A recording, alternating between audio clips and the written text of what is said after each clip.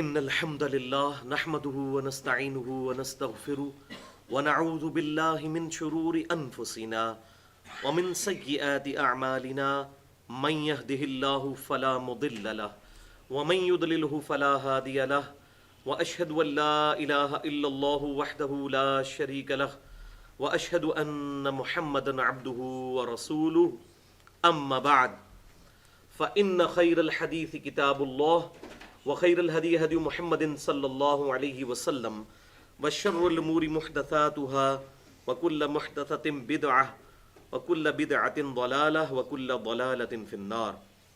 أعوذ بالله السميع العليم من الشيطان الرجيم من همزه ونفخه ونفثه. بسم الله الرحمن الرحيم. رب اشرح لي صدري ويسر لي أمري واحلل عقدة من لساني يفقهوا قولي. بسم الله الرحمن الرحيم. ان اللہ وملائکتہ یصلون علی النبی یا ایہا الذین آمنوا صلوا علیہ وسلموا تسلیما. اللہم صل علی محمد وعلی آل محمد کما صلیت علی ابراہیم وعلی آل ابراہیم انک حمید مجید. اللہم بارک علی محمد وعلی آل محمد کما بارکت علی ابراہیم وعلی آل ابراہیم انک حمید مجید. آج 19 اپریل 2014 کو ہفتے کے دن قرآن کلاس نمبر 129 میں ہم انشاءاللہ تعالی سورۃ الانفال کی آیت نمبر 41 سے شروع کریں گے اور پارہ نمبر 10 بھی اسی سے شروع ہوتا ہے.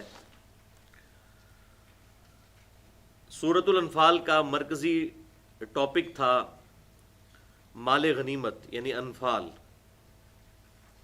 اب اس کی تقسیم میں سب سے اہم ترین چیز کیا ہے اس کا ذکر آیت نمبر 41 کے اندر ہوگا. انشاءاللہ اس کی ڈیٹیل بھی میں تھوڑی سی بیان کرنے کی کوشش کروں گا. پہلے اس آیت کو پڑھ لیتے ہیں. بسم اللہ الرحمن الرحیم. وَاعْلَمُوا أَنَّمَا غَنِمْتُم مِّن شَيْءٍ، اور خوب جان لو کہ جو کوئی چیز تمہیں غنیمت میں حاصل ہو، فَأَنَّ لِلَّهِ خُمُسَهُ وَلِلرَّسُولِ، تو بے شک اس کا 5واں حصہ اللہ کے لیے ہے اور اس کے رسول کے لیے.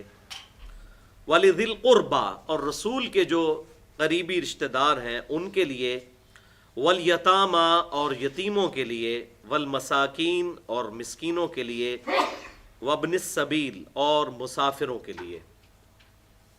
ان کنتم آمنتم باللہ، تو یہ قانون وہی مانے گا کہ جو کوئی تم میں واقع ہی اللہ پر ایمان رکھتا ہے. وما انزلنا علی عبدنا یوم الفرقان، اور وہ ایمان رکھتا ہے اس چیز پر جو اللہ تعالیٰ نے یوم الفرقان یعنی حق اور باطل کے فیصلے کے دن یعنی غزوہ بدر کے دن نازل فرمائی. وہ کون سی چیز نازل کی تھی؟ فتح، غیبی نصرت اللہ تعالیٰ کی طرف سے. یوم التقل جمعان، جس دن کے دو لشکر آپس میں لڑ پڑے تھے. واللہ علی کل شیء قدیر، اور اللہ تعالیٰ ہر چیز پر قدرت رکھتا ہے. اللہ تعالیٰ چاہے تو بغیر اسباب کے بھی مسلمانوں کو فتح عطا فرما سکتا ہے. ظاہری طور پہ تو مسلمان ہی آمنے سامنے تھے کافروں کے ساتھ، لیکن اللہ تعالیٰ کی غیبی مدد یوم الفرقان یعنی غزوہ بدر کے دن 17 رمضان مبارک 2 ہجری کے اندر خاص اللہ تعالیٰ کی مدد تھی، جس کی وجہ سے مسلمانوں کو غلبہ نصیب ہوا کافروں کے اوپر. اور وہ میں پہلے بھی کئی دفعہ بتا چکا کہ آپ صلی اللہ علیہ وسلم کی 2 خصوصیات ہیں. پہلی خصوصیت تو یہ کہ آپ صلی اللہ علیہ وسلم کا معجزہ ٹینجیبل فارم میں حصی نہیں ہے جس کی بنیاد پر دعوی نبوت ہے، بلکہ یہ کتاب ہے القرآن. یہ آپ کا واحد معجزہ ہے جس کی بنیاد پر دعوی نبوت ہے. اس کے علاوہ جتنے حصی معجزات ہیں ان کی بنیاد پر دعوی نبوت نہیں، دعوی نبوت اس کتاب کی بنیاد پہ ہے، کیونکہ قیامت تک کے لیے نبوت ہے. اور دوسری آپ صلی اللہ علیہ وسلم کی خصوصیت یہ کہ آپ صلی اللہ علیہ وسلم کے کیس میں عذاب استیصال جو اللہ تعالیٰ کی طرف سے کافروں پر غیبی طور پر ہوائیں چلنے، طوفان آنے، پتھروں کی بارش ہونے، سمندر میں غرق کرنے کے ذریعے ہوتا تھا، اس دفعہ اللہ تعالیٰ نے قتال مسلمانوں پر فرض کیا اور مسلمانوں کے ذریعے کفار کو عذاب استیصال کا مزہ چکھایا۔ اور اس حوالے سے میں نے تقریباً 63 منٹ کی گفتگو کی ہے سورۃ الانفال کے تعارف میں ہی، مسئلہ نمبر 85 کے نام سے، قتال اور قرآن، آپ صلی اللہ علیہ وسلم کی دو خصوصیات۔ تو یہاں پر اللہ تعالیٰ نے ایمان والوں کو یہ بات بتائی کہ اگر تم اللہ اور اس کے رسول پر ایمان لاتے ہو اور اس بات پر بھی یقین رکھتے ہو کہ جو کچھ غزوہ بدر والے دن ہوا وہ اللہ تعالیٰ کی طرف سے غیبی مدد تھی، تو اب اس کا تقاضا یہ ہے کہ اس غزوہ بدر سے جو مال غنیمت حاصل ہوا ہے اس کا 5واں حصہ اللہ اور اس کے رسول کے لیے خاص ہوگا، اور پرٹیکولرلی رسول اللہ صلی اللہ علیہ وسلم کے رشتہ داروں، یتیموں کے لیے، مساکین کے لیے اور مسافروں کے لیے، یعنی وہ پول میں آ جائے گی رقم 5واں حصہ، یعنی 100 روپے میں 20 روپے سمجھ لیں۔ زکوٰۃ تو 40واں حصہ ہوتا ہے، وہ بہت تھوڑا ہوتا ہے، یہ 5واں حصہ ہے۔ مال غنیمت میں سے انفال جو حاصل ہو 5واں حصہ اللہ اور اس کے رسول کے لیے صلی اللہ علیہ وسلم۔ اب آپ صلی اللہ علیہ وسلم کو اس مال غنیمت کی ضرورت کیوں تھی؟ وہ اس لیے، بخاری اور مسلم کی کئی احادیث اس پر شاہد ہیں، اور اہل سنت اور اہل تشیع کا اجماع ہے کہ جو محمد اور آل محمد ہیں صلی اللہ علیہ وسلم ان پر صدقہ اور زکوٰۃ حرام ہے۔ اب اگر آل محمد میں کوئی غریب ہے قیامت تک کے لیے تو اب اس کے اوپر زکوٰۃ اور صدقہ لگ نہیں سکتا، تو اب اس غریب کی کس رقم سے مدد کی جائے گی؟ تو وہ اللہ تعالیٰ نے مال غنیمت میں جو کافروں کے ساتھ قتال ہو اور اس میں جو مسلمانوں کے ہاتھ مال آئے اس کا 5واں حصہ بیسیکلی اس کے لیے وقف کر دیا۔ یہی خلفائے راشدین کا طریقہ تھا۔ آپ صلی اللہ علیہ وسلم کی وفات کے بعد بھی خلفائے راشدین علیہم رضوان جو اہل بیت کے ساتھ حسن سلوک کیا کرتے تھے مال کے اعتبار سے، وہ مال غنیمت کے ذریعے ہوتا تھا۔ اب بدقسمتی کے ساتھ دنیا میں مسلمانوں کی وہ نہ تو عزت رہی نہ وہ ایسے معاملات رہے، تو اس وقت اب اس پہ اجتہاد کرنے کی ضرورت ہے کہ جو سید ہیں ان کے ساتھ اگر ان میں کوئی غریب موجود ہے تو اس کی کس طرح مدد کی جائے۔ تو ایک تو چیز یہ ہے کہ بغیر زکوٰۃ کی نیت کے اور بغیر صدقے کی نیت کے ویسے فرینڈلی ان کی مدد کی جائے، آل محمد کی صلی اللہ علیہ وسلم، کیونکہ صدقہ اور زکوٰۃ ان پہ لگ نہیں سکتا۔ ویسے تو آپ ان کو گفٹ کر سکتے ہیں، ہبہ تو کر سکتے ہیں، جو چاہے کر سکتے ہیں۔ اچھا، دوسرا ہے کہ گورنمنٹ لیول کے اوپر مسلمانوں کو ایسے معاملات کرنے چاہیے کہ جس کے ذریعے ایک جو سید ہے آل محمد میں سے صلی اللہ علیہ وسلم اس کی مدد کی جا سکے۔ اب اس میں اس چکر میں بھی نہیں پڑنا چاہیے کہ یہ آج کل لوگ جعلی بن گئے ہوئے ہیں تو اصلی بن گئے ہوئے ہیں۔ بھائی آپ کو اللہ تعالیٰ نے اس چیز کا مکلف ہی نہیں ٹھہرایا کہ آپ کسی کو چیک کریں کہ وہ جعلی ہے یا اصلی ہے، نہ یہ ہماری ڈومین میں آتا ہے۔ ہمیں تو کہا گیا ہے سورۃ الحجرات کے اندر کہ بدگمانی سے بچنا ہے، آخری درجے تک حسن ظن رکھنا ہے۔ تو کوئی بندہ اگر یہ کہتا ہے میں سید ہوں تو اس کی صدقہ اور خیرات اور زکوٰۃ کے علاوہ ویسے مالی مدد کر دی جائے۔ اہل تشیع کے ہاں جو ہے وہ اس حوالے سے انہوں نے اپنا سسٹم قائم کیا ہوا ہے، اور وہ سال میں زکوٰۃ تو الگ لیتے ہیں، اور اس کے ساتھ ساتھ خمس، یہ جو لفظ آیا تھا فَأَنَّ لِلَّهِ خُمُسَهُ، یہ 5واں حصہ، تو وہ مال غنیمت کو جرنلائز کرتے ہیں۔ وہ کہتے ہیں مال غنیمت سے مراد صرف وہ مال نہیں ہے جو میدان جنگ میں کافر چھوڑ کر چلے جائیں، بلکہ ہر وہ مال جو اللہ تعالیٰ انسان کو عطا کرتا ہے وہ اللہ تعالیٰ کی طرف سے ہی غنیمت ہے۔ تو اس میں سے 5واں حصہ جو ہے وہ مین ایک مرکزی فنڈ میں جمع ہونا چاہیے جہاں سے محمد صلی اللہ علیہ وسلم کی آل کی خدمت کی جائے، کیونکہ ان کے اوپر زکوٰۃ اور صدقہ لگ نہیں سکتا۔ اس حوالے سے وہ زکوٰۃ بھی دیتے ہیں اور خمس بھی دیتے ہیں، یعنی یہ تو بہت زیادہ بن جاتا ہے۔ جو دیتے ہیں، جو نہیں دیتے ہیں وہ نہ ادھر دیتے ہیں نہ ادھر دیتے ہیں۔ یعنی ہم نے 100 روپے میں اہل سنت کے ہاں 2.5 روپے دیا جاتا ہے، وہ 100 روپے میں 22.5 روپے دیتے ہیں، 20 روپے خمس دیتے ہیں اور 2.5% وہ زکوٰۃ۔ اور زکوٰۃ کا تو نصاب اہل تشیع کے ہاں موجود ہے، وہی 7.5 تولے سونا یا 52.5 تولے چاندی، لیکن خمس وہ کہتے ہیں اس کے لیے نصاب نہیں ہے، چاہے کسی نے 100 روپیہ بھی جوڑا ہے سال میں بچت، اس نے اس میں سے 20% یعنی 5واں حصہ محمد صلی اللہ علیہ وسلم کی اولاد کے لیے دینا ہے۔ اب یہ معاملہ ان کے ہاں اس حوالے سے پایا جاتا ہے، اس لیے میں نے اس کو کی کلیریفیکیشن ضروری سمجھی کہ خمس جو ہے وہ اس فارم میں ان کے ہاں پایا جاتا ہے۔ بہرحال مال غنیمت کے حوالے سے میں کچھ چیزیں یہاں پر مزید کلیئر کر دوں احادیث سے۔ پہلے تو یہ صورت ہی اسی سے شروع ہوئی تھی، بسم اللہ الرحمن الرحیم، یسألونک عن الانفال، اے محبوب صلی اللہ علیہ وسلم تم سے یہ پوچھتے ہیں مال غنیمت کے بارے میں، قل الانفال للہ والرسول، تو ایک بات تو ان کو ارشاد فرما دو کہ مال غنیمت اصل میں اللہ اور اس کے رسول کے لیے ہے۔ فاتقوا اللہ، اللہ کا تقوی اختیار کرو، وَأَصْلِحُوا ذَاتَ بَيْنِكُمْ، اور آپس میں معاملات جو ہیں ان کو درست کرو، وَأَطِيعُوا اللَّهَ وَرَسُولَهُ، اور اطاعت کرو اللہ اور اس کے رسول کی، ان کنتم مؤمنین، اگر تم واقعی مؤمن ہو۔ تو اللہ اور اس کے رسول پر ایمان کا تقاضا یہ ہے کہ انفال مال غنیمت جو کافر مال قتال کے میدان میں چھوڑ کر بھاگ جائیں وہ ڈائریکٹ آ کر آپ صلی اللہ علیہ وسلم کے قدموں میں رکھا جائے، یا اس کے بعد قیامت تک آن دا بہاف آف پروفٹ جو بھی آپ صلی اللہ علیہ وسلم کا خلیفہ ہو اس کے پاس لا کے مال کو جمع کیا جائے۔ تو یہ ہو گیا مال غنیمت کے حوالے سے۔ انفال عربی میں جمع ہے نفل کی، نفل ہم فرض نماز کے علاوہ جو نوافل پڑھتے ہیں اس کا کیا مطلب ہے؟ اضافی چیز۔ نفل عربی میں کہتے ہیں اضافی چیز کو، انفال اس کی جمع ہے، یعنی جنگ میں مقصد مال حاصل کرنا نہیں ہوتا بلکہ اللہ تعالیٰ کے دین کی سربلندی ہوتا ہے کفار کے خلاف جنگ۔ تو اس میں جو مال حاصل ہو جاتا ہے کافروں سے یہ سرپلس ہے، زیادہ ہے اللہ تعالیٰ کی طرف سے خاص، اس لیے اسے کہا گیا انفال۔ نفل ان کی جمع انفال، جس طرح قلم ان کی جمع اقلام۔ اس حوالے سے کچھ احادیث میں یہاں پر بیان کر دیتا ہوں۔ پہلی حدیث صحیح بخاری اور صحیح مسلم کی متفق علیہ حدیث ہے۔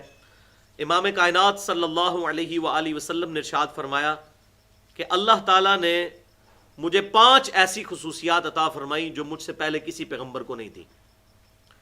ان میں سے پہلی چیز یہ کہ 1 مہینے کی مسافت سے اللہ تعالیٰ نے میرا رعب کافروں پر ڈال دیا ہے، یعنی مسلمانوں کی فوج اگر 1 مہینے کے فاصلے پر بھی ہوگی تو کافروں پر ان کا رعب بیٹھ جائے گا۔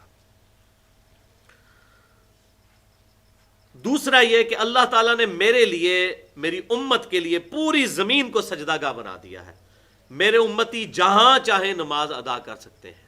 اگلی امتوں میں ایسا نہیں تھا، بلکہ وہ سفر کرتے تھے تو نمازیں اکٹھی کر لیتے تھے، تو اینڈ پہ جا کر عبادت گاہ کے اندر جا کے نمازیں ادا کیا کرتے تھے، جبکہ آپ صلی اللہ علیہ وسلم کو یہ خصوصیت حاصل ہوئی کہ آپ دنیا میں کہیں بھی ہوں، آپ صلی اللہ علیہ وسلم کی امت وہ وہاں پر نماز ادا کر سکتی ہے۔ تیسری خصوصیت آپ صلی اللہ علیہ وسلم نے فرمائی یہی انفال کے بارے میں کہ اللہ تعالیٰ نے مال غنیمت میرے لیے حلال کر دیا، مجھ سے پہلے کسی کے لیے حلال نہیں کیا۔ آپ احادیث کی کتابیں پڑھ کے دیکھیں، بنی اسرائیل کے اندر یہ ہوتا تھا کہ جو مال غنیمت جمع ہوا اس کا ایک جگہ ڈھیر لگایا جاتا تھا، اور پھر اللہ تعالیٰ کی طرف سے ایک غیبی آگ آتی تھی جو اس کو جلا کے راکھ کر دیتی تھی۔ یہ صحیح بخاری اور صحیح مسلم کے اندر ملتا ہے۔ تو اس کو یوز میں نہیں لایا جاتا تھا۔ تو آپ صلی اللہ علیہ وسلم کی ایک خصوصیت ہے کہ مال غنیمت آپ صلی اللہ علیہ وسلم کی امت کے لیے حلال کیا گیا۔ چوتھی خصوصیت آپ صلی اللہ علیہ وسلم نے فرمایا کہ اللہ تعالیٰ نے مقام شفاعت مجھے عطا فرمایا جو مجھ سے پہلے کسی پیغمبر کو عطا نہیں کیا۔ اور 5ویں خصوصیت یہ کہ اللہ تعالیٰ نے مجھے پوری انسانیت کے لیے پیغمبر بنا کر بھیجا۔ اگلے انبیاء کو اللہ تعالیٰ نے کسی خاص علاقے یا قوم کے لیے مبعوث کیا ہوتا تھا، لیکن میری نبوت اور رسالت پوری انسانیت کے لیے ہے۔ قرآن پاک میں بھی آیا بسم اللہ الرحمن الرحیم وما ارسلناک الا کافۃ للناس بشیرا ونذیرا، اور اے محبوب صلی اللہ علیہ وسلم ہم نے نہیں بھیجا آپ کو مگر ڈر سنانے والا اور خوشخبری سنانے والا پوری انسانیت کے لیے۔ اور صحیح مسلم میں 2 اور خصوصیات بھی آپ صلی اللہ علیہ وسلم کی ذکر ہوئی ہیں ان 5 خصوصیات کے ساتھ۔ وہ چھٹی خصوصیت یہ کہ آپ صلی اللہ علیہ وسلم کو اللہ تعالیٰ نے جوامع کلمات عطا فرمائے، یعنی کلام مختصر اور مفہوم بہت گہرا۔ مثلا آپ بخاری کی پہلی حدیث جو ہے، صحیح مسلم میں بھی ہے، صحیح بخاری کی پہلی حدیث یہی ہے انما الاعمال بالنیات، بے شک اعمال کا دار و مدار نیتوں پر ہے۔ اب یہ کہنے کو تو ایک جملہ ہے، لیکن یہ اتنا گہرا جملہ ہے کہ مختصر سے جملے میں ایک بہت بڑا مضمون پنہا ہے۔ تو یہ آپ صلی اللہ علیہ وسلم کو اللہ تعالیٰ نے جوامع کلمات کے ساتھ مبعوث کیا۔ اور ساتویں خصوصیت یہ کہ آپ صلی اللہ علیہ وسلم نے فرمایا کہ اللہ تعالیٰ نے مجھے انبیاء کرام علیہم السلام کا خاتم بنا دیا۔ اب یہ جو قادیانیوں کا اعتراض ہے کہ خاتم کا لفظ تو آیا قرآن میں، خاتم نہیں ہے، تو خاتم کا لفظ صحیح مسلم کے اندر آ گیا۔ تو آپ صلی اللہ علیہ وسلم خاتم بھی ہیں، نبوت کی مہر بھی، اور مہر ڈاکومنٹ کے اینڈ پہ لگتی ہے، جس کے بعد ڈاکومنٹ میں کوئی چیز ایڈ کرنا جرم ہوتا ہے، اور خاتم بھی ہیں، سلسلہ نبوت کو ختم کرنے والے بھی۔ اس حوالے سے میں نے 35 منٹ کی گفتگو کی ہے مسئلہ نمبر 40 کے نام سے اہل سنت پاک .com پر، جو قادیانیوں کا ایشو ہے اس کو میں نے الحمدللہ ایڈریس کیا ہے۔ بسم اللہ الرحمن الرحیم۔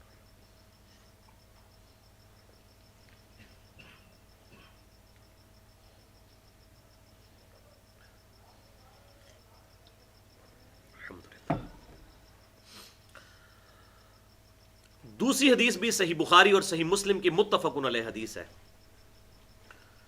کہ آپ صلی اللہ علیہ وسلم نے فرمایا کہ میں تمہیں 4 باتوں کا حکم دیتا ہوں۔ نمبر 1 کہ تم گواہی دو کہ لا الہ الا اللہ وان محمد الرسول اللہ صلی اللہ علیہ وسلم۔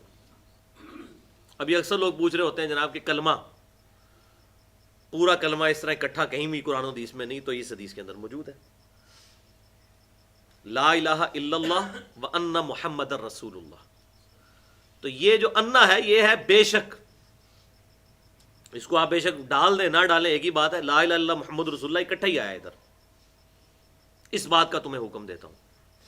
اور صحیح مسلم میں ایک اور روایت میں ہے کہ آپ صلی اللہ علیہ وسلم نے یہ بات کرتے ہوئے اپنی شہادت کی انگلی بھی بلند کی، یہ کلمہ پڑھتے ہوئے۔ اور دوسرا فرمایا کہ نماز کو قائم رکھنا، تیسرا زکوٰۃ دینا، اور چوتھی چیز ہے کہ مال غنیمت میں سے خمس ادا کرنا۔ اب یہ حدیث تو آج میرے علم میں آئی، تو اس میں بہرحال اس چیز کا گمان گزرتا ہے کہ جو اہل تشیع کا موقف ہے کہ زکوٰۃ کے علاوہ خمس بھی دینا ہوتا ہے، وہ اس حدیث میں تو اشارہ ملتا ہے اس چیز کا مال غنیمت کے حوالے سے۔ تو وہ کہتے ہیں انفال جو ہے یہ جنرل ٹرم ہے، اس میں سے ایک چیز مال غنیمت جنرل ٹرم ہے، اس میں سے ایک چیز انفال ہے۔ تو اب یہاں پر بھی جو یہ سورہ الانفال کی آیت شروع ہوئی ہے اس میں آپ دیکھیں انفال کا ذکر نہیں آیا، بلکہ ہے وَاعْلَمُوا أَنَّمَا غَنِمْتُم مِّن شَيْءٍ، اور خوب جان لو جو غنیمت تمہیں ملے، تو اس میں سے اللہ اور اس کے رسول کا 5واں حصہ ہے۔ بہرحال یہ اہل سنت کے ہاں بھی یہ بات مل گئی، اگر جنرلائز ٹرم میں لی جائے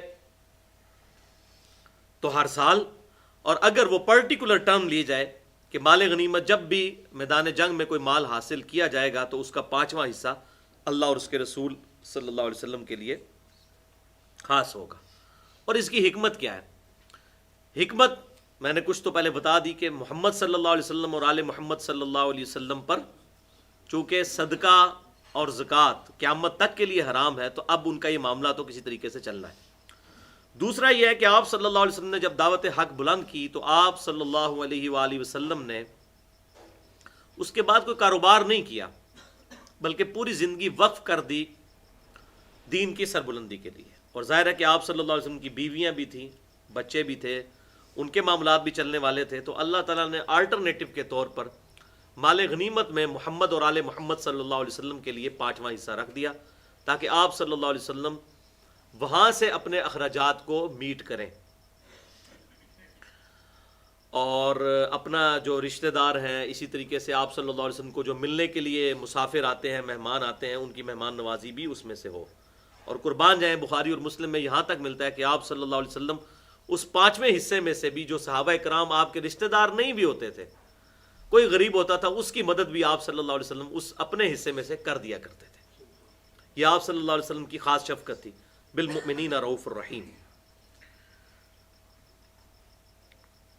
تیسری حدیث بھی صحیح بخاری اور صحیح مسلم کی متفق علیہ حدیث ہے. یہ ساری حدیثیں جتنی میں بتا رہا ہوں بخاری اور مسلم کی متفق علیہ حدیث، کہ آپ صلی اللہ علیہ وسلم ایسے مجاہد کے لیے کہ جو اپنے گھوڑے کے ساتھ قتال کے میدان میں اترتا تھا، اس کو مال غنیمت میں 3 حصے دیتے تھے، اور جو پیدل ہوتا تھا اس کو 1 حصہ دیا جاتا تھا. اس کو 3 حصے کیوں؟ وہ اسی حدیث میں آتا ہے کہ آپ صلی اللہ علیہ وسلم اس مجاہد کے لیے 1 حصہ اور 2 اس کی سواری یعنی اس گھوڑے کے لیے جس کو لے کے شامل ہوا یا اونٹ کو لے کے شامل ہوا، 2 حصے اس کے لیے. ظاہر ہے کہ وہ گھوڑا جو ہے وہ عوام کے ٹیکسوں سے تو نہیں لیا جاتا تھا، وہ گھوڑا اس مجاہد نے خود پالا ہوتا تھا، اس پہ خرچہ کیا ہوتا تھا. آج کے دور کے اعتبار سے نہ دیکھیں، جو ہماری فوجیں ہیں وہ تو عوام سے ٹیکس لے رہی ہیں، ان کو نہیں 3 گنا ملے گا، وہ تنخواہیں آلریڈی لے رہی ہیں. یا سیدنا عمر کے زمانے کے اندر جب فوجی چھاونیاں قائم ہو گئی تھی تو اس وقت ان کی تنخواہیں مقرر کی گئیں، وہ معاملہ بالکل ڈیفرنٹ ہے.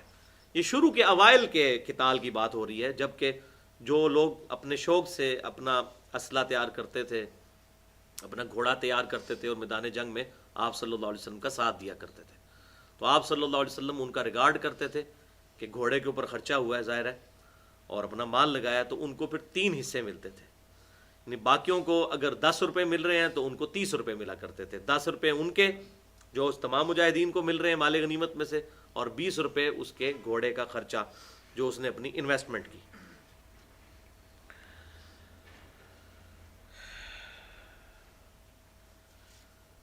اب یہاں پر چوتھی حدیث صحیح بخاری اور صحیح مسلم کی انتہائی کرٹیکل حدیث ہے مال غنیمت کے حوالے سے، اور یہاں سے یہ چیز بھی کلیئر ہوگی کہ کسی شخص کو بھی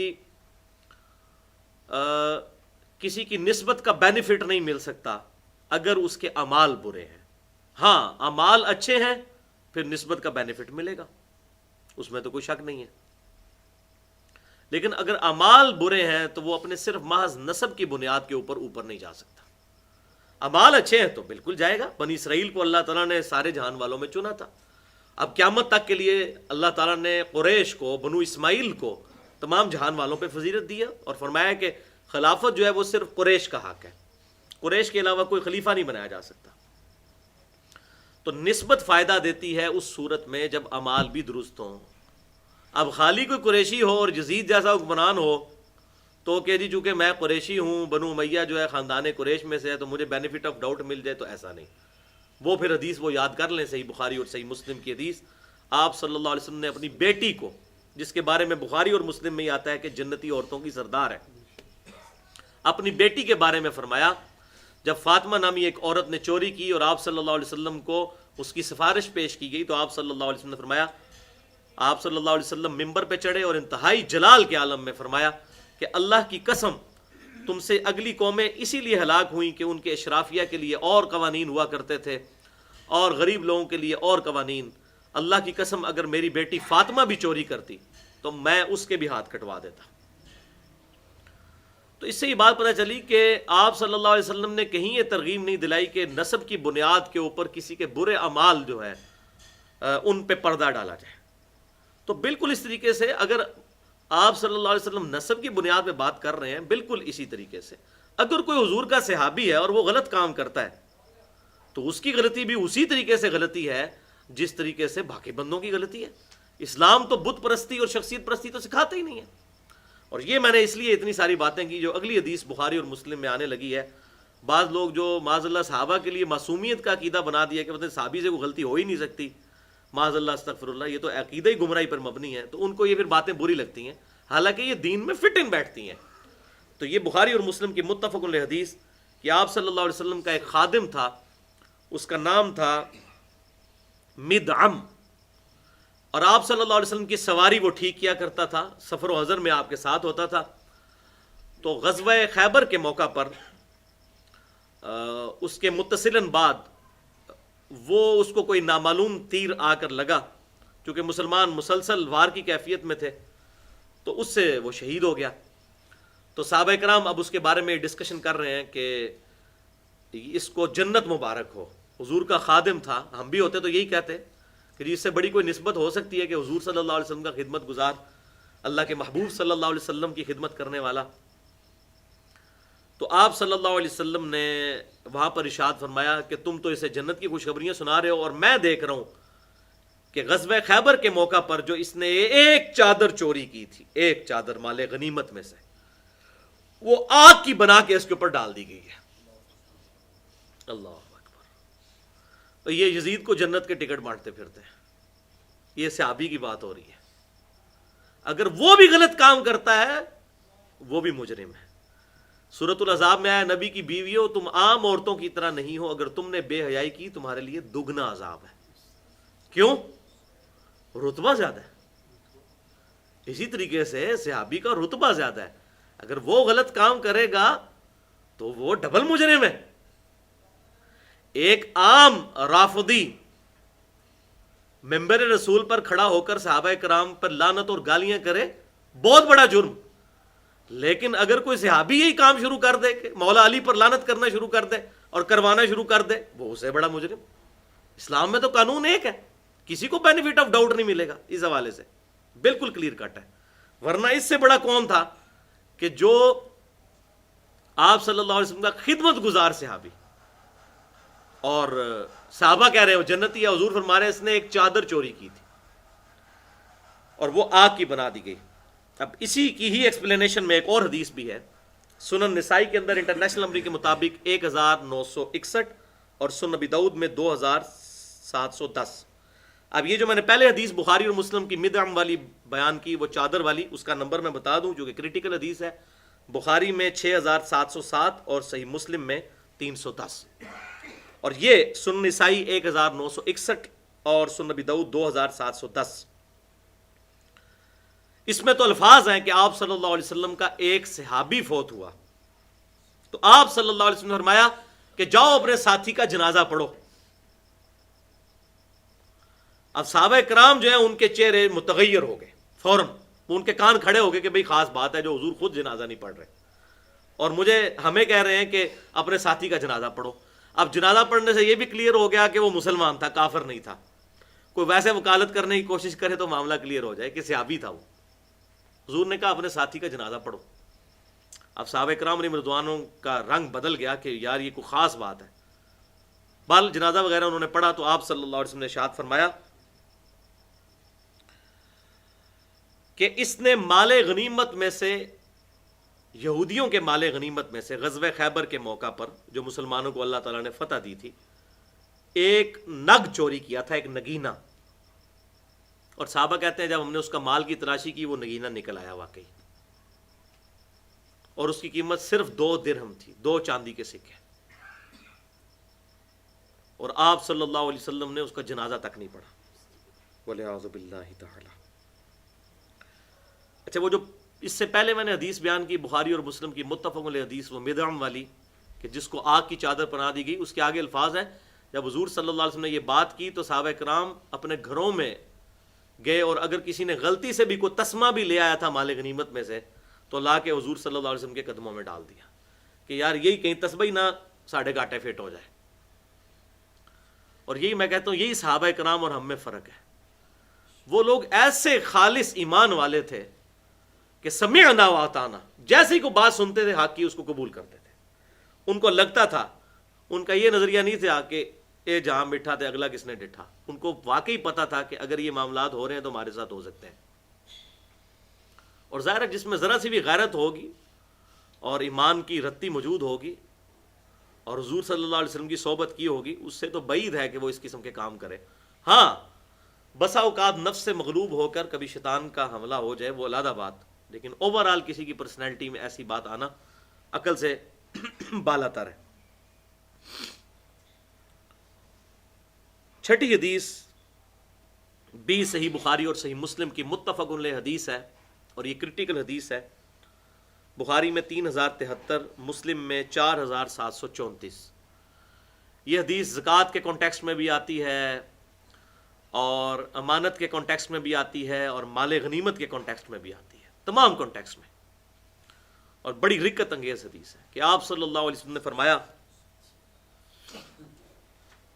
مال غنیمت میں خیانت کرنے والے یا کسی بھی امانت میں خیانت کرنے والے کے بارے میں جنرلائز طور پہ کہ دیکھنا ایسا نہ ہو کہ قیامت والے دن میں تم میں سے کسی کو دیکھوں کہ اس کی گردن پہ اونٹ سوار ہو اور وہ بل بلا رہا ہو اونٹ، اور وہ شخص چیخو پکار کر رہا ہو اغثنی یا رسول اللہ، اغثنی یا رسول اللہ، اغثنی یا رسول اللہ، اے اللہ کے رسول میری مدد کیجئے، میری مدد کیجئے، میری مدد کیجئے، تو میں تمہاری کوئی مدد نہیں کر سکوں گا، اللہ کے حضور میں تمہارے کوئی کام نہیں آؤں گا، میں نے جو تمہیں بتانا تھا اسی دنیا میں بتا دیا کہ ایسے معاملات میں خیانت نہیں کرنی، تو قیامت والے دن یہ امید نہ رکھنا۔ یہ حدیث بتائی کبھی کسی نے؟ لوگ تو کہتے ہیں جی جو مرضی کرو، حضور صلی اللہ علیہ وسلم زبردستی شفاعت کروا کے بخشوا لیں گے، اور یا حضور کہہ رہے ہیں میں نے تمہیں پہلے ہی بتا دیا تھا کہ یہ کام نہ کرنا، کہ قیامت والے دن پھر تم مجھے مدد کے لیے پکار رہے ہو۔ پھر آپ صلی اللہ علیہ وسلم نے ساتھ فرمایا کہ ایسا نہ ہو کہ تم میں سے کسی کی گردن کے اوپر گھوڑا سوار ہو اور گھوڑا آوازیں لگا رہا ہو اور تم چیخو پکار کر رہے ہو اغثنی یا رسول اللہ، اللہ کے رسول میری مدد کیجئے، دیکھو میں نے تمہیں دنیا میں سب کچھ بتا دیا تھا، اب میں تمہارے کوئی کام نہیں آؤں گا۔ پھر آپ صلی اللہ علیہ وسلم ایک ایک چیز گنواتے گئے، اونٹ گنوایا، پھر گھوڑا گنوایا، پھر آپ صلی اللہ علیہ وسلم نے فرمایا کہ یہ نہ ہو قیامت کے دن تمہاری گردن کے اوپر بکری سوار ہو، اور یہی پھر آگے الفاظ ارشاد فرمائے۔ پھر فرمایا تم میں سے کسی کے گردن کے اوپر چادر ڈالی ہو، اور چادر والا ذکر ہم بخاری مسلم میں سن چکے ہیں، اور پھر کہا اس کے علاوہ سونا چاندی جو کچھ بھی تم نے خیانت کی ہوئی دنیا میں اور تمہاری گردن پہ وہ توق ڈال دیا گیا، تو تم مجھے مدد کے لیے نہ پکارنا، میں نے جو کچھ بتانا تھا تمہیں دنیا میں بتا دیا، اب تمہارے اعمال اللہ کی بارگاہ میں فردن فردن پیش ہوں گے۔ بولے اعوذ باللہ تعالی۔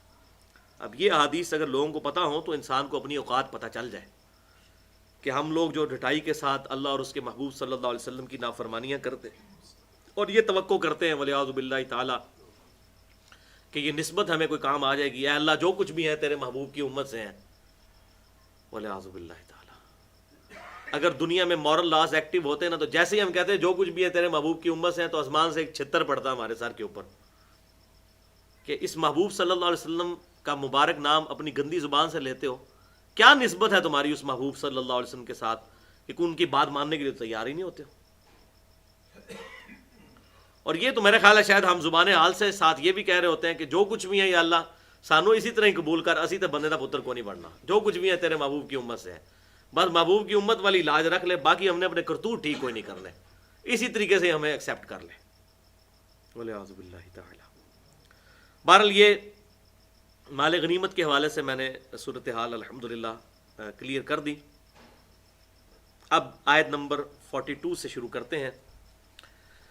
اذ انتم بالعدوۃ الدنیا وهم بالعدوۃ القصویٰ، اور وہ وقت یاد کرو غزوہ بدر کا جب کہ تم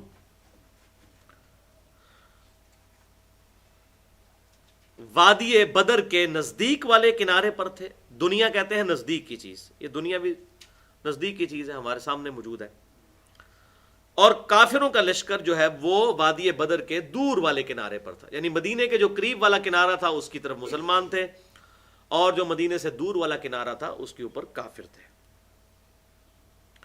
وَالرَّكْبُ أَسْفَلَ مِنْكُمْ، اور تجارتی قافلہ جو ابو سفیان کا تھا، جس کا میں نے پہلے بھی ذکر کیا تھا، وہ نیچے کی طرف تھا، اور مسلمان یہ چاہ رہے تھے کہ وہ اس قافلے کو لوٹ لیں کیونکہ وہ نہتا قافلہ تھا، اور یہاں 1000 کی فوج جو ہے وہ لشکر لے کے آ رہی تھی۔ تو اللہ تبارک و تعالیٰ نے فرمایا کہ اللہ تعالیٰ نے کچھ اور تمہارے لیے ڈیسیژن کیا تھا۔ وَلَوْ تَوَاعَدْتُمْ لَاخْتَلَفْتُمْ فِي الْمِيعَادِ، اور اگر تم لڑائی کے لیے وقت مقررہ کر لیتے پھر بھی تم پیچھے ہی رہ جاتے مقررہ جگہ سے، یعنی تم پورا پلان بھی کرتے نا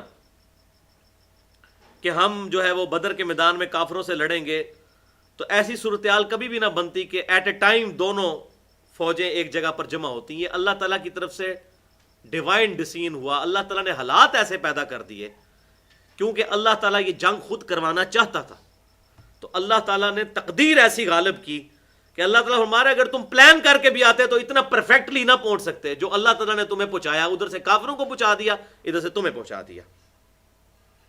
وَلَٰكِن لِيَقْضِيَ اللَّهُ أَمْرًا، کان مفعولا، لیکن یہ جو بلا ارادہ کی جنگ جو اللہ تعالیٰ کے ارادے سے ہونے والی تھی، تمہارا ارادہ نہیں تھا، اللہ تعالیٰ چاہتا تھا کہ جو اس نے ارادہ فرمایا ہے وہ پورا ہو کر رہے، کہ عذاب استیصال کی پہلی قسط کافروں کو ملے مسلمانوں کے ہاتھوں غزوہ بدر کی شکل میں۔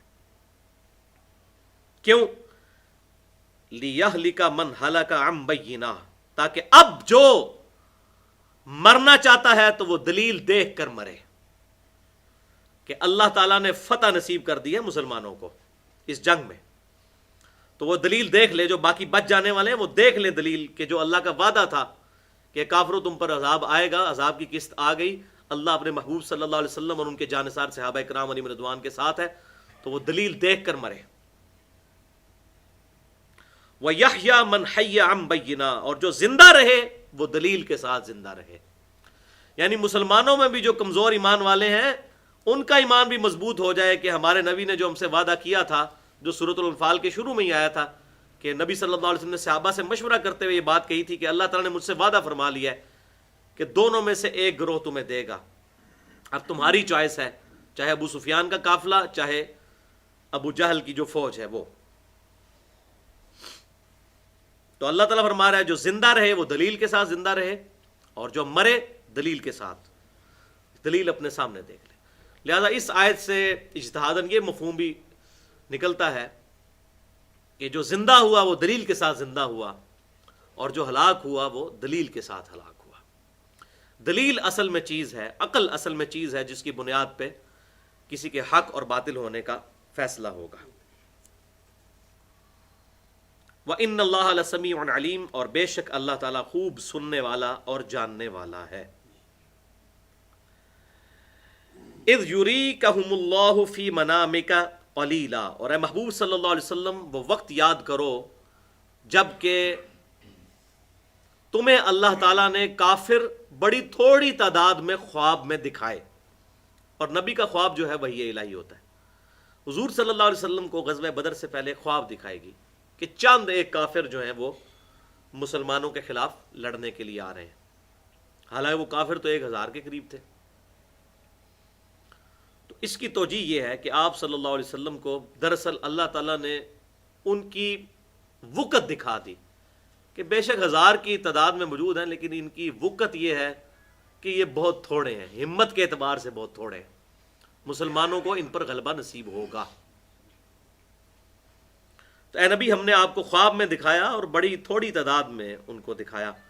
وَلَوْ أَرَاكَهُمْ كَثِيرًا لَفَشِلْتُمْ، اور اگر آپ کو اللہ تعالیٰ نے خواب دکھائی ہوتی کہ وہ تعداد میں بہت زیادہ ہیں تو قریب تھا کہ آپ کے ساتھی جو ہیں ہمت ہی ہار دیتے۔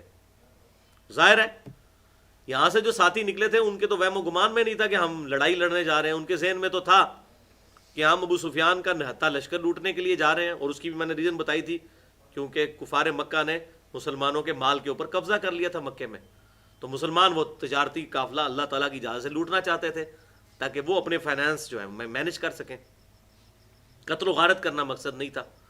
اسی لیے تو وہ 8 تلواریں اور چند زرے اور چند گھوڑے لے کے نکلے تھے، ورنہ کہ جنگ کرنے کے لیے نکلتے ہیں تو بہت کچھ لے کے نکلتے ہیں۔ اور یہ جو ہمارے وائزین وہ عموماً سنا رہے ہوتے ہیں غزوہ بدر کے موقع پر کہ جی وہ تلواریں بھی کوئی نہیں تھی، اتنی غربت تھی، غربت شربت کوئی نہیں تھی، اصل میں ان کو پتہ ہی نہیں تھا کہ انہوں نے آگے جنگ لڑنی ہے، ورنہ جو اتنے اونٹ 70 اونٹ لے کے آئے تھے وہ اونٹ بیچ کے ہی جو تلواریں خریدی جا سکتی تھی۔ 8 تلواریں کیوں لی تھی؟ ان کا نہتا لشکر ہے، 50 بندے ہیں ساتھ ان کے ٹوٹل، تو ہم ابو سفیان والا لشکر جو ہے وہ اس کو لوٹ لیں گے۔ لیکن اللہ تعالیٰ نے فیصلہ کیا غزوہ بدر کا جو سورۃ الانفال کے شروع میں آیا، تو اب اللہ تعالیٰ نے اپنی خاص مدد سے مسلمانوں کو فتح عطا کی۔ تو اللہ تعالیٰ فرما رہا ہے اگر تمہیں ان کی تعداد دکھا دی جاتی تم پہلے ہی ہمت ہار جاتے۔ وَلَا تَنَازَعْتُمْ فِي الْأَمْرِ، اور آپس میں تم اس معاملے میں جھگڑا شروع کر دیتے اور کہتے نہیں جی نہیں یہ تو خودکشی کرنے کے مترادف ہے، اتنے سے اس کے ساتھ یہ کرنا۔ تو اللہ تعالیٰ نے چونکہ یہ غیبی مدد کرنی تھی اس لیے کیا، ورنہ واقعی اسباب کے بغیر میدان جنگ میں اترنا خودکشی کرنے کے ہی مترادف ہے۔ وہ آگے آیت آ جائیں گی کہ مسلمانوں اپنی فوج کو تیار رکھو پلے ہوئے گھوڑوں کے ساتھ، اور اپنے سارے آلات جنگ کو ہر وقت تیار رکھو، یہ بات بالکل حقیقت ہے کہ اگر کسی کے پاس اسباب نہیں ہے تو وہ خودکشی کے مترادف ہے. لیکن آپ صلی اللہ علیہ وسلم کے کیس میں یہ ہوا تھا کہ اللہ تعالیٰ نے اس کو معجزہ بنانا تھا.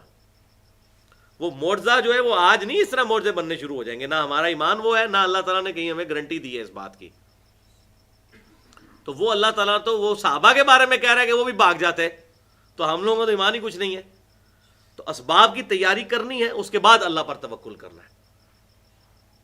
توکل مسبب الاسباب پر، لیکن اپنا سبب رکھنا ہے. دنیا میں اللہ نے رول یہی بنایا ہے کہ بھوک مٹانے کے لیے روٹی کھانی پڑے گی. اللہ چاہے تو بغیر روٹی کے بھی بھوک مٹا سکتا ہے، لیکن دنیا میں اللہ کا رول ہے. بیماری کی شفا اللہ تعالیٰ نے دعائی کے ذریعے کرنی ہے. خود اللہ کہہ رہا ہے شہد میں ہم نے شفا رکھی سورۃ النحل کے اندر. تو اللہ تعالیٰ کیا معاذ اللہ شہد کا محتاج ہے؟ نہیں، اس کے بغیر بھی دے سکتا ہے، لیکن اسباب پیدا کیے. پیاس بجھانے کا ذریعہ پانی کو بنایا. تو اسباب کی نفی نہیں ہے، اسباب اختیار کرنے ہیں، لیکن عقیدہ اور توکل مسبب الاسباب کر رکھنا ہے. یہ ہے ایمان کا تقاضا. جو کہا جاتا ہے کہ جی اونٹ کو پہلے باندھو پھر اللہ پر توکل کرو، یہ وہی بات ہے. تو اگر تمہیں کثیر تعداد میں دکھا دیے جاتے، تم ہمت ہار جاتے، اپنا ڈسپلن لوز کر جاتے، اور وَلَا تَنَازَعْتُمْ فِي الْأَمْرِ، اور تم ضرور آپس میں تنازع کھڑا کر لیتے، ضرور. وَلَٰكِنَّ اللَّهَ سَلَّمَ، لیکن اللہ تعالیٰ نے تمہیں اس آزمائش سے بچا لیا. اِنَّهُ عَلِيمٌ بِذَاتِ الصُّدُورِ، بے شک وہ سینوں کے چھپے ہوئے رازوں کو بھی جاننے والا ہے. اللہ کو تو پتہ ہے نا کتنی ہمت دکھانی تھی تم نے. اب اس سے یہ نہ سمجھیے گا سارے صحابہ مراد ہیں. ان میں وہ صحابہ شامل نہیں ہیں جنہوں نے مکی دور کے اندر 125 کے قریب صحابہ جنہوں نے آپ صلی اللہ علیہ وسلم کے ساتھ اتنی تکلیفیں فزیکلی اٹھائی ہوئی تھی. مطلب یہ آیت حضرت بلال پہ تو لگ نہیں سکتی، انہوں نے تو ساری تکلیفیں دیکھی تھی. ان کو آپ کون سی بڑی تکلیف ایسی آ جانی تھی جو برداشت نہیں کر سکتے تھے. اس سے مراد وہ تھے جو مدینے کے اندر نئے نئے مسلمان ہوئے تھے اور ابھی ان کا تزکیہ نفس اتنا نہیں ہوا تھا، ان کی تربیت ابھی اتنی نہیں ہوئی تھی، کیونکہ یہ ہجرت کے فوراً بعد ہی تو آپ صلی اللہ علیہ وسلم یہ 1.5-2 سال کے بعد یہ جنگ والا معاملہ ہو گیا.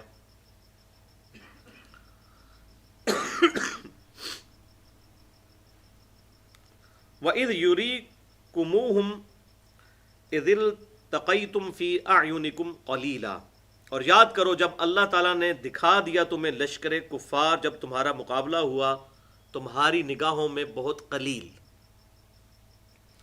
اب مسلمان جب کافروں کے سامنے فزیکلی آئے تو مسلمانوں کو کافروں کا لشکر بڑا تھوڑا سا نظر آ رہا تھا. اور مقصد کیا تھا؟ مسلمانوں کی ہمت ہو گئے، تھوڑے سے لوگ ہیں، ٹالیں گے نمک والیں گے انہوں. حالانکہ وہ 1000 کا لشکر تھا اور سارے کے سارے کیل کانٹوں سے لیس، اور یہاں تلواریں 8 تھی. صرف 1000 کے مقابلے میں 8 تلواریں کیا کریں گی، اور 313. تو اللہ تعالیٰ ہمارے وہ وقت یاد کرو تمہیں بڑے کم تعداد میں کافر دکھائے گئے، اور یہی معاملہ کافروں کے ساتھ بھی کیا گیا. وَيُقَلِّلُكُمْ فِي أَعْيُنِهِمْ، اور تمہیں کافروں کی نظر میں قلیل دکھا دیا. کافروں کو بھی لگا مسلمان بڑے تو وہ پہلے ہی تھوڑے سن، اور تھوڑے ان کو نظر آئے، ان کے رگڑ دیں گے انہوں.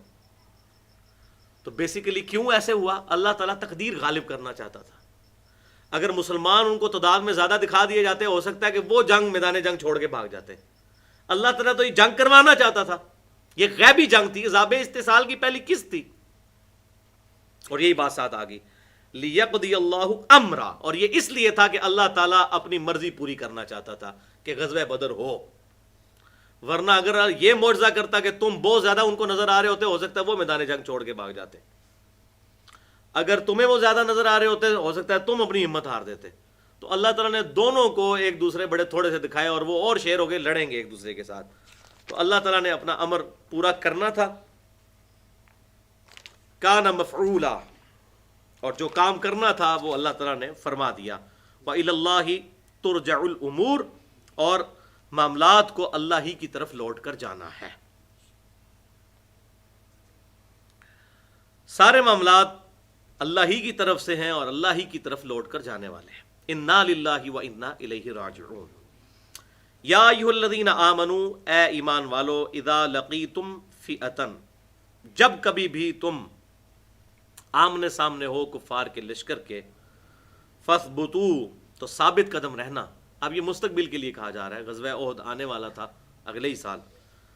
وَاذْكُرُوا اللَّهَ اور اللہ کا ذکر کرو کثیراً کثرت کے ساتھ لعلکم تفلحون تاکہ تم کامیاب ہو جاؤ. وَأَطِیعُوا اللَّهَ وَرَسُولَهُ اور وہی کانٹے کی بات یاد رکھنا کہ اطاعت کرو اللہ کی اور اس کے رسول کی. وَلَا تَنَازَعُوا اور مت جھگڑا کرو. یعنی نبی صلی اللہ علیہ وسلم کو ڈیسیژن فرمائے تو اس معاملے میں مشورہ ضرور دو لیکن اس کو جھگڑا نہ بناؤ. جس طرح کہ یہاں پر بھی سورۃ الانفال کے شروع میں آیا کہ صحابہ کرام میں کچھ لوگ تھے جو آپ صلی اللہ علیہ وسلم کے ساتھ اس معاملے میں جھگڑ پڑے کہ ہمیں جو ہے وہ ابو سفیان کے لشکر کی طرف جانا چاہیے. تو اللہ تعالیٰ فرمایا اگر اللہ کا رسول مانتے ہو تو ان کے ڈیسیژن کی پیروی کرو. فَتَفْشَلُوا تو اگر تم نے جھگڑا کیا پیغمبر کے ساتھ تو تم پھر ہمت ہار جاؤ گے. وَتَذْهَبَ رِيحُكُمْ اور تمہاری ہوا اکھڑ جائے گی. وَاصْبِرُوا اور ہر مصیبت میں صبر کرو. ان اللہ مع الصابرین بے شک اللہ تعالیٰ صبر کرنے والوں کے ساتھ ہے. اور یہی ہوا اگلی جنگ کے اندر. پہلے سمجھایا گیا تھا کہ ایسی حرکت مت کرنا اور غزوہ احد کے اندر پھر یہی ہوا کہ وہ 50 تیر اندازوں کو آپ صلی اللہ علیہ وسلم نے پہاڑی پر کھڑا کر دیا تھا اور فرمایا کہ تم دیکھو کہ چیل کوے آ کے ہماری بوٹیاں اٹھا رہے ہیں تب بھی تم نے یہ درہ نہیں چھوڑنا. لیکن جب کافروں کا لشکر بھاگا تو انہوں نے آپ صلی اللہ علیہ وسلم کی بات کی تعویل کر لی. سوائے 12 بندوں کے سب لوگوں نے وہ درہ چھوڑ دیا. اور پھر اس وقت خالد ابن ولید جو کافروں کی طرف سے گھوڑوں کے لشکر کے سپہ سالار تھے انہوں نے یہ معاملہ دیکھا تو وہ پیچھے سے آ کے انہوں نے حملہ کیا اور اس میں آپ کو پتہ ہے کہ کتنے مسلمان 70 کے قریب شہید ہوئے. مدینے کا کوئی گھر نہیں تھا جس کے اندر صف ماتم نہ بچھی ہو. حتیٰ کہ آپ صلی اللہ علیہ وسلم کے اپنے دانت مبارک بھی شہید ہو گئے اور اتنا بلڈ پریشر ڈاؤن ہوا کہ آپ صلی اللہ علیہ وسلم بے ہوش ہو گئے اور آپ کی شہادت کی خبر بھی مشہور ہو گئی. یہ ساری چیزیں سورہ آل عمران کے 6 رکوع پورے اس کے اوپر نازل ہو چکے ہیں. لیکن آپ دیکھ لیں اور وہاں پہ پھر یہی الفاظ ہیں کہ تم نے معاملات میں اب آپ صلی اللہ علیہ وسلم کی نافرمانی کی اور اس کا پھر تم نے مزہ چکھ لیا. لیکن اس واقعے سے پہلے ہی یہاں آیات میں کہا جا رہا ہے, اشارہ کیا جا رہا ہے کہ دیکھنا اللہ اور اس کے رسول کی اطاعت کرنا ورنہ تم ہمت ہار جاؤ گے. اگر تم نے حضور کے ساتھ کسی معاملے میں نافرمانی کی تمہاری ہوا اکڑ جائے گی. اور واقعی پھر ایسی ہوا اکڑی کہ 1000 کے قریب مسلمان تھے, حضور صلی اللہ علیہ وسلم کے ساتھ صرف 10-12 بندے رہ گئے تھے. یہ بڑی عجیب سی بات لگتی ہے. پھر اللہ تعالیٰ نے جو ہے وہ ان کو معاف بھی بعد میں فرما دیا, لیکن اس وقت یہ بہت بڑی آزمائش مسلمانوں کے اوپر آئی. ان اللہ مع الصابرین بے شک اللہ تعالیٰ صبر کرنے والوں کے ساتھ ہے. ولا تکونوا کالذین خرجوا من دیارہم اور دیکھنا ان کافروں قریش مکہ کی طرح نہ ہو جانا کہ جب وہ اپنے گھروں سے نکل رہے تھے, یعنی بدر کے لیے وہ آ رہے تھے, بطروا ورئاء الناس تو وہ اتراتے ہوئے اور لوگوں کے دکھلاوے کے لیے نکلے تھے, بڑھ کے مارتے ہوئے کہ مسلمانوں کی ایسی کی تیسی, یہ ہمارے بگوڑے ہیں ہم ان کو دیکھ لیں گے, یہ ہمارا مقابلہ نہیں کر سکتے. تو بڑے بڑے وہ دعوے کرتے ہوئے سردار مکے کے نکلے تھے. ان لوگوں کی طرح تم نہ ہوگے تم بھی دعوے کرنے شروع کر دو. اور پھر مسلمانوں نے بھی دعوے کیے غزوہ حنین پہ اور منہ کی کھانی پڑی, اس کا ذکر بھی آئے گا. وَيَصُدُّونَ عَن سَبِيلِ اللَّهِ اور وہ اللہ کے راستے سے روکتے ہیں. وَاللَّهُ بِمَا يَعْمَلُونَ مُحِيطٌ اور اللہ تعالیٰ اپنے علم اور قدرت کے اعتبار سے جو کچھ وہ کر رہے ہیں اس کو گھیرے ہوئے ہیں. اچھا, اس سے یہ بات پتہ چل گئی کہ اللہ تعالیٰ کے ہاں قوانین جو ہیں یہ بالکل ایبسولوٹ ہے. چاہے کوئی غلطی کافر کرتا ہے یا مسلمان کرتا ہے وبال آئے گا. تو اللہ تعالیٰ اب کافروں کا ذکر کر رہا ہے کہ وہ بڑے اتراتے پھر رہے تھے اور یہ کرتے جا رہے تھے, دیکھ لو ان کا کیا انجام ہوا. تم نے یہ کام نہیں کرنا. وَلَا تَكُونُوا كَالَّذِينَ خَرَجُوا تم ان لوگوں کی طرح نہ ہونا, ہر وقت عاجزی کے ساتھ رہنا کہ جو اللہ چاہے گا تو ہماری مدد فرمائے گا. معاملات کو اللہ کی طرف کرنا ہے نہ کہ اپنی بہادری کے اوپر اترانا ہے. وَإِذَا زَيَّنَ لَهُمُ الشَّيْطَانُ اور یاد کرو وقت جب شیطان نے ان کے لیے مزین کر دیا اعمالہم ان کے اعمال, یعنی ایکسس آف ایول تو شیطان ہے جس نے کافروں کو یہ وسوسہ دلایا کہ چند مٹھی پر مسلمان ہیں ان کو کچل دیں گے. وقال اور شیطان نے ان سے کہا, اب یہ نہیں ہے کہ فزیکلی سامنے آ کے کہا, ان کے دل میں یہ خیال ڈالا, لا غالب لکم اليوم من الناس آج کے دن لوگوں میں سے کسی کی جرت ہے کہ قریش مکہ کے اوپر غالب آ جائے, ہم اتنی جنگجو قوم ہے، یہ لوگ کیسے ہمارا مقابلہ کر سکتے ہیں؟ وَإِنِّي جَارٌ لَكُمْ، اور شیطان نے ان کو تھپکی بھی دی کہ میں تمہارا نگہبان ہوں۔ فَلَمَّا تَرَاءَتِ الْفِئَتَانِ نَكَصَ عَلَىٰ عَقِبَيْهِ، تو جب فوجیں آمنے سامنے ہوئیں تو یہ الٹے پاؤں بھاگ گئے۔ کون؟ شیطان الٹے پاؤں بھاگا جب اس نے یہ معاملات دیکھا، یعنی اس کی جو ہمت تھی وہ شیطان کی طرف سے تھی نا، کافروں کی، تو ان کی ہمت بھاگی، یعنی کہ شیطان بھاگا۔ قال انی بریء منکم، شیطان نے کہا بھئی میں تو تم سے بری ہوں۔ انی ارا ما لا ترون، میں وہ کچھ دیکھ رہا ہوں جو تم نہیں دیکھ رہے، یعنی فرشتے مدد کے لیے اترے ہوئے ہیں اللہ کی طرف سے۔ اب اللہ نے جب ڈیسیژن کر دیا تو میں تمہارا کچھ نہیں کر سکتا، کوئی مدد تمہاری نہیں کر سکتا۔ انی اخاف اللہ، میں تو اللہ سے ڈرتا ہوں۔ واللہ شدید العقاب، اور اللہ تعالیٰ سخت سزا دینے والا ہے۔ تو شیطان کو میدان جنگ میں یہ نظر آ گیا کہ اب کافروں کی پٹائی مقدر ہو چکی ہے۔ یہ جو فرشتے نازل ہو گئے ہیں، تو فرشتے اسی وقت نازل ہوتے ہیں کہ جب اللہ کا عذاب آتا ہے۔ وہ کافر بھی بار بار مکی دور میں کہتے تھے اے نبی عذاب لے آؤ، فرشتے کیوں نہیں نازل ہوتے؟ تو اللہ تعالیٰ میں فرشتے نازل ہوئے تو تمہارا فیصلہ ہو جائے گا۔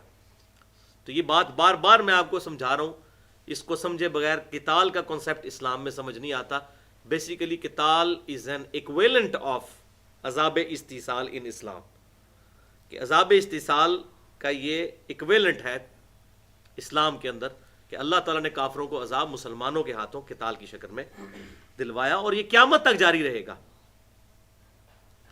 لیکن کافروں کے بارے میں مسلمان کو نہ قتل کرے، صرف اپنے فرقے کی بنیاد کے اوپر، حکومت کی بنیاد کے اوپر، کسی پارٹی کی بنیاد کے اوپر، وہ الگ چیز ہے۔ اور کافروں کے خلاف قتال جاری ہے، ہمیشہ رہے۔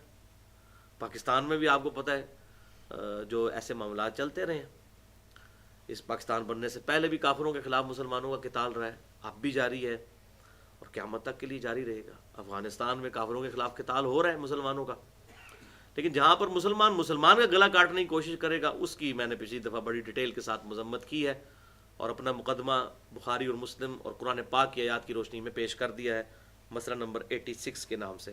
قتل مسلم اور آج کل کی جہادی تنظیمیں، سیاسی پارٹیز اور فوجیں۔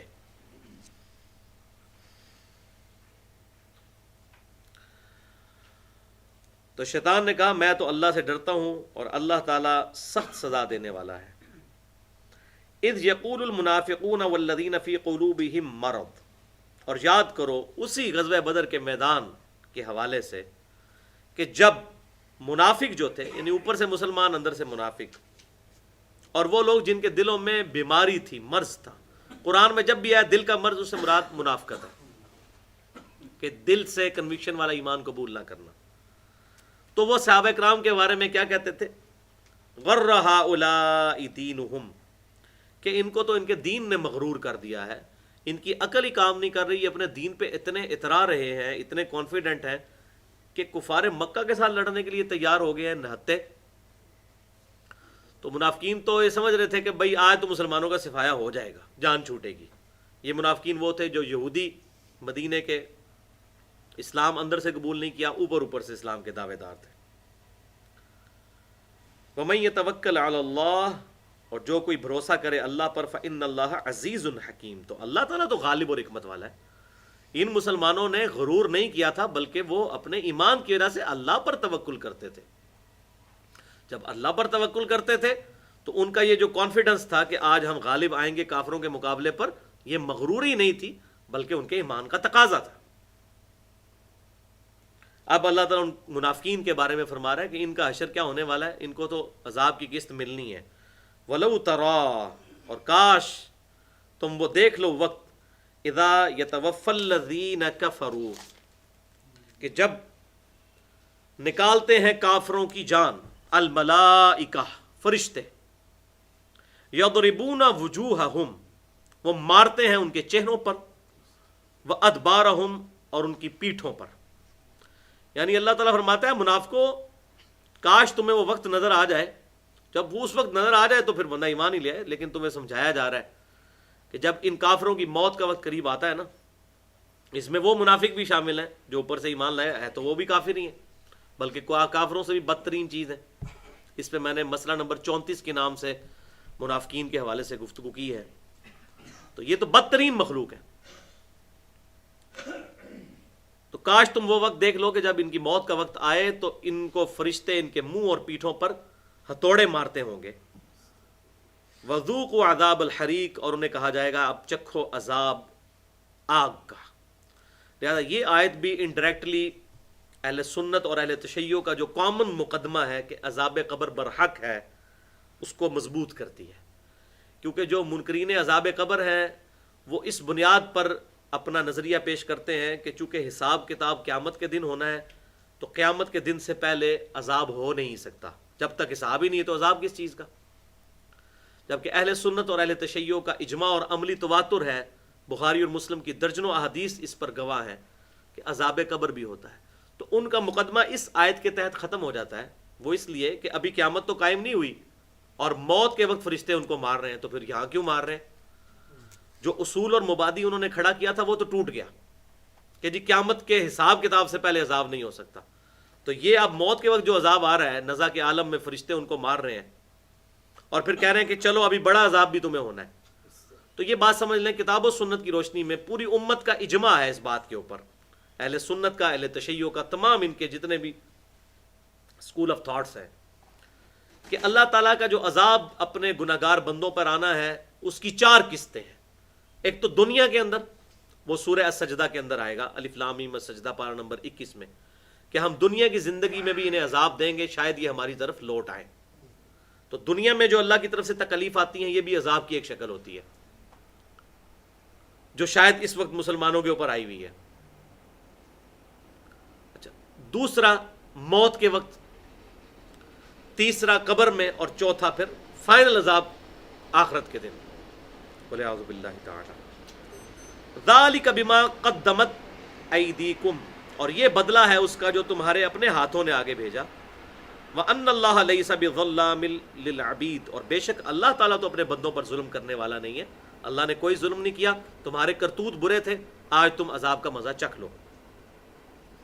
کدأب آل فرعون، اور یہ اللہ کا دستور ہے شروع سے ہی، جیسا کہ اللہ تعالیٰ نے آل فرعون کے ساتھ کیا. اب یہ دیکھ لیں کہ آل فرعون کا یہاں پہ ذکر ہوا، فرعونیوں کو بھی اللہ تعالیٰ نے اپنے محلات سے نکال کر ڈبویا تھا سمندر میں، اور یہاں بھی قریش مکہ کو مکہ سے باہر نکال کے بدر میں لا کے ڈبویا.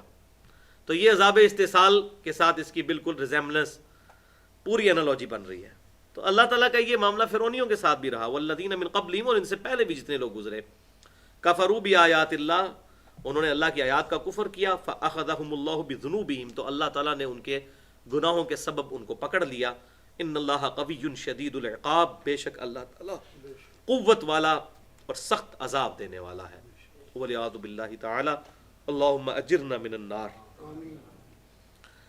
اب یونیورسل ٹروتھ اللہ تعالیٰ کی طرف سے آ رہا ہے اور یہ قرآن کا اہم ترین مقام ہے.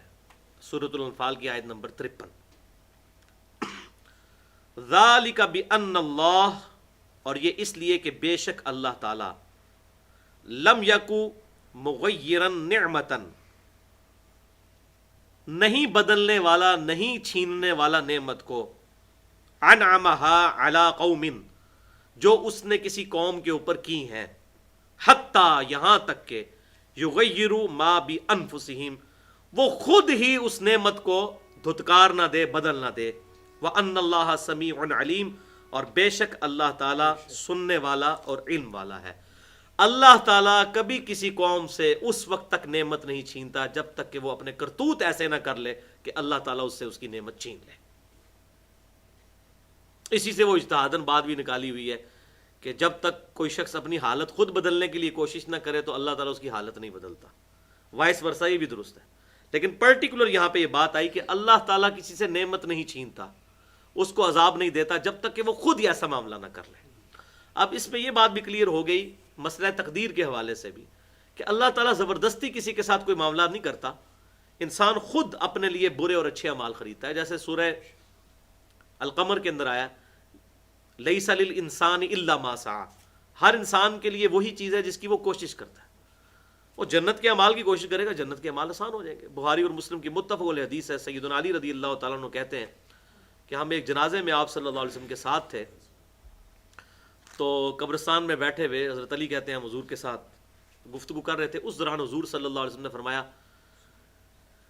کہ بے شک اللہ تعالیٰ نے جس کی مقدر تھی جنت وہ لکھ دی، جس کا مقدر تھا دوزخ وہ لکھ دیا. اس نے جنت میں ہی جانا ہے، دوزخی نے دوزخ میں ہی پہنچنا ہے. تو ہم بھی ہوتے تو وہی سوال کرتے ہیں جو حضرت علی اور صحابہ کرام نے کیا، یا رسول اللہ پھر ہم اپنے لکھی ہوئی تقدیر پر ہی اعتبار نہ کرتے ہوئے اپنی زندگی گزاریں. اگر جنتی اور دوزخی کا فیصلہ ہو چکا ہے تو آپ صلی اللہ علیہ وسلم نے بڑا پیارا جواب ارشاد فرمایا. آپ نے فرمایا تم اچھے اعمال کرتے رہو، جو تم میں جنتی ہوگا اس کے لیے اچھے اعمال آسان ہوتے جائیں گے، اور جو دوزخی ہوگا اس کے لیے اس کے برے اعمال آسان ہوتے چلے جائیں گے. یعنی تمہیں اس چیز کا پابند نہیں ٹرایا کہ تم اب وہ تقدیر کے اوپر نظر رکھ کے بیٹھ جاؤ، تم اپنی پوری کوشش کرو گے خود بخود جنت تک پہنچو گے. وہ تو اللہ تعالیٰ نے ایک ڈیوائن ڈیسیژن اس اعتبار سے کیا کہ ایکسپرٹ اوپینین ہے. اللہ تو مستقبل کا حال پہلے جانتا ہے. اس نے ہمیں پابند نہیں کیا کہ جو کہ میں نے اب دوزخ لکھا تو تم نے دوزخ میں ہی جانا ہے. ہمیں اپنے لکھے ہوئے کا پابند نہیں کیا، بلکہ ہمارے جو کرتوت ہیں وہ اپنے علم سے پہلے ہی جج کر لیے. تو ہم اپنے معاملات میں خود تو رسولوں کا مقدمہ اسی بات پر قائم ہے اور کتابوں کا مقدمہ اسی بات پہ قائم ہے کہ ہم نے خود ڈیسیژن کرنا ہے. انا ہدیناہ السبیل اما شاکرا و اما کفورا، سورہ دہر کے اندر پڑھ کے دیکھ لیں کہ ہم نے ہدایت کا راستہ واضح کر دیا. چاہو تو ہمارا اقرار کر لو، چاہو ہمارا انکار کر دو. یہ تمہاری اپنی چوائس ہے. ہم زبردستی کسی کے ساتھ کوئی معاملہ نہیں کرنے والے. بہت زبردست بات ہے اس حوالے سے. تو سورۃ النساء کی آیت نمبر 147 یہاں کراس ریفرنس کے طور پہ آپ نکال لیں. باقی انشاءاللہ ہم اگلی دفعہ کریں گے. اس کے ساتھ یہ آیت بھی پڑھ لیتے ہیں 54 نمبر. اللہ تعالیٰ نے فرمایا کہ اللہ تعالیٰ اس قوم سے کبھی نعمت نہیں چھینتا جب تک کہ وہ اپنی نعمتیں خود نہ چھنوا لے. کدأب آل فرعون، جیسا کہ آل فرعون کے ساتھ تھا. محلات میں مزے سے رہ رہے تھے، لیکن انہوں نے اگر موسیٰ علیہ السلام پر ایمان لے آتے تو ان کے محلات ان سے چھینے جاتے. والذین من قبلہم، اور ان سے پہلے لوگوں کے ساتھ بھی. کذبوا بآیات ربہم، انہوں نے اپنے رب کی آیات کا انکار کیا. فأہلکناہم، تو ہم نے انہیں ہلاک کر دیا. بذنوبہم، ان کے گناہوں کے سبب. وأغرقنا آل فرعون، اور ہم نے غرق کر دیا آل فرعون کو. وکل کانوا ظالمین، اور یہ سب کے سب ظالم لوگ تھے. تو فرعونی بھی اگر موسیٰ علیہ السلام پر ایمان لے آتے تو وہ اپنے محلات کے اندر وہ جو سونے جواہرات کے اندر رہتے. اللہ نے ان سے نعمت کیوں چھینی؟ خود ان کے کرتوت ایسے تھے. تو یہ اب سورہ النساء کی آیت نمبر 147، یہ پارہ نمبر 5 کی آخری آیت ہے. یہ بڑی کریٹیکل آیت ہے. یہ آیت اس لیکچر میں بھی تھی جو مسئلہ نمبر 34 منافقت کے اوپر میں نے ریکارڈ کروایا، اس کے اینڈ پہ بھی یہ آیت. پارہ نمبر 5 کا آخری صفحہ نکال لیجئے، سورۃ النساء 147، 102 نمبر پیج ہے. یہ بلو والے قرآن پاک کے اندر. بسم اللہ الرحمن الرحیم، آخری آیت ہے اس صفحے پہ.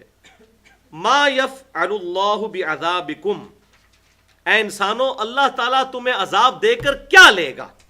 ان شکرتم، اگر تم شکر گزار ہو. وآمنتم، اور ایمان لانے والے ہو. وکان اللہ شاکرا علیما، اور اللہ تعالیٰ تو قدردان ہے، علم والا ہے. اللہ کو کیا پڑی ہے تمہیں عذاب دے کے؟ معاذ اللہ کو اللہ فنیٹک نہیں ہے کہ وہ لوگوں کو عذاب دے کے اسے خوشی محسوس ہوتی ہے. الفاظ دیکھیں، ما یفعل اللہ بعذابکم، اللہ کو کیا ملے گا تمہیں عذاب میں ڈال کے؟ اللہ کو کیا فائدہ ہونا ہے؟ ان شکرتم، اگر تم شکر گزار ہو. وآمنتم، اور ایمان لانے والے ہو. اور شکر گزاری میں تو پورا دین ہے. آنکھوں کا شکر یہ ہے کہ آنکھوں سے اللہ کی فرما برداری کرنی ہے، اللہ کی نافرمانی نہیں کرنی. زبان کا شکر یہ ہے کہ زبان سے اللہ کی فرما برداری کرنی ہے، نافرمانی نہیں کرنی. ہاتھوں کا شکر یہ ہے کہ ہاتھوں سے اللہ کی فرما برداری کرنی ہے، نافرمانی نہیں کرنی. پاؤں کا شکر یہ ہے کہ پاؤں سے اللہ کی فرما برداری کرنی ہے، نافرمانی نہیں کرنی. ایک ایک عضو کا شکر. پیٹ کا شکر یہ ہے کہ پیٹ میں حلال ڈالنا ہے، حرام نہیں ڈالنا. تو اللہ تعالیٰ فرما رہا ہے اللہ تمہیں عذاب دے کر کیا کرے گا اگر تم شکر گزار ہو اور ایمان لانے والے ہو. اللہ تعالیٰ سے دعا ہے جو حق بات میں نے کہی اللہ تعالیٰ ہمارے دلوں میں راسخ فرمائے. اگر جذبات میں میرے منہ سے کوئی غلط بات نکل گئی تو اللہ تعالیٰ ہمارے دلوں سے محو کر دے. ہمیں کتاب و سنت کی تعلیمات پر عمل کر کے دوسرے بھائیوں تک پہنچانے کی توفیق عطا فرمائے. سبحانک اللہم و بحمدک، اشہد ان لا الہ الا انت، استغفرک و اتوب الیک، وما علینا الا البلاغ المبین.